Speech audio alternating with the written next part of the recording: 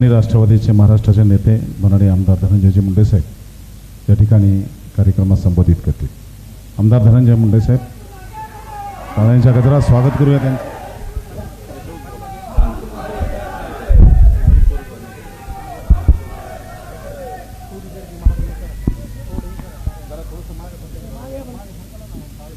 बघितलं ना आगे बडो झाल्यावर काय होतं ते.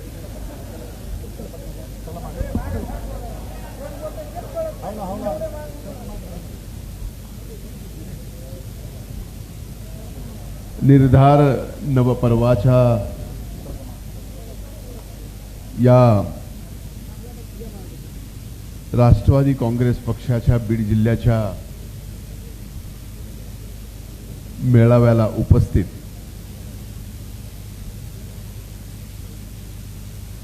आपल्या सर्वांचे नेते महाराष्ट्र राष्ट्रवादी काँग्रेस पक्षाचे अध्यक्ष आदरणीय तटकरे साहेब, व्यासपीठावर उपस्थित सर्व मान्यवरांची हात जोडून क्षमा मागून सन्माननीय व्यासपीठ, आजच्या मेळाव्याला इथं उपस्थित संबंध बीड जिल्ह्यातून आलेल्या माझ्या सहकारी बंधू आणि भगिनींनो, मी आदरणीय तटकरे साहेबांना विनंती केली होती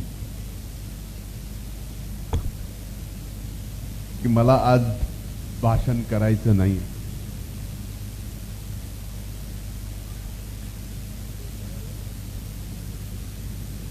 कारण सांगितलं नाही, पण तुमच्या समोर कारण सांगावं लागेल. इथं बोलावं का मैदानात बोलावं हा प्रश्न माझ्या मनात होता आणि आणखीनही आहे. म्हणून आज आपल्या सर्वांची क्षमा मागून इथे आपण ज्या कामासाठी आलो ते काम आपल्याला माहिती आहे. आजपर्यंत ते करत आलो तेही आपल्याला माहिती आहे. पण आज तटकरे साहेब निर्धार नवपर्वाच्या निमित्तानं आपल्या सर्वांना एकत्रित करून बीडने एक आगळा वेगळा इतिहास संघटनेच्या माध्यमातून महाराष्ट्राला दाखवावा याच अपेक्षेने ते आलेत. आणि आपण सर्वजण मिळून राष्ट्रवादी काँग्रेस पक्षाची बीड जिल्ह्याच्या प्रती असणारी अपेक्षा नक्कीच पूर्ण करू हे वचन आदरणीय तटकरे साहेबांना आपण या निमित्तानं दिलं.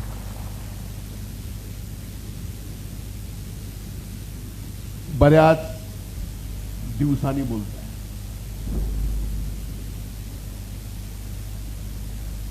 राज न बोलण्याची डबल सेंचुरी माझी झाली आहे.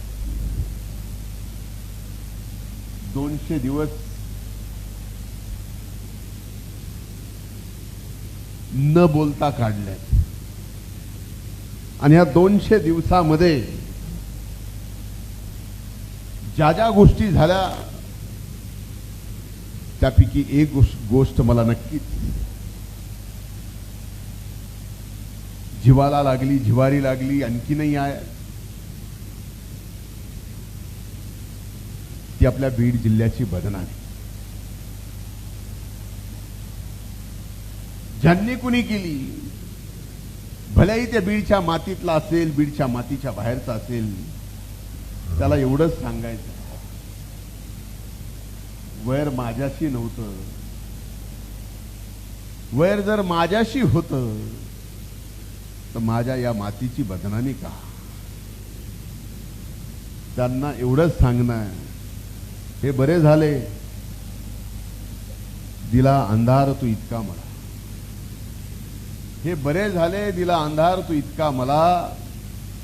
एक ठिणगी आत लागली उजळाया.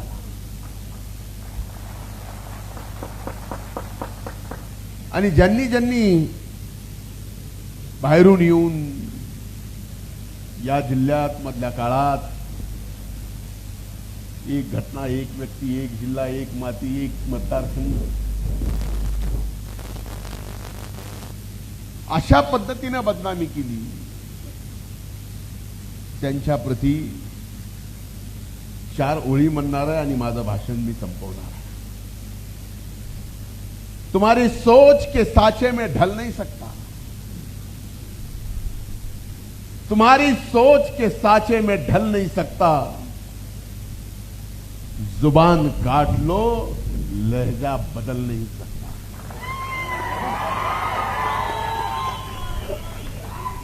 जुबान काट लो, लहजा बदल नहीं सकता. अरे मुझे भी मोम का पुतला समझ रहे हो क्या? अरे मुझे भी मोम का पुतला समझ रहे हो क्या? तुम्हारी लोह से ये लोहा पिघल नहीं सकता.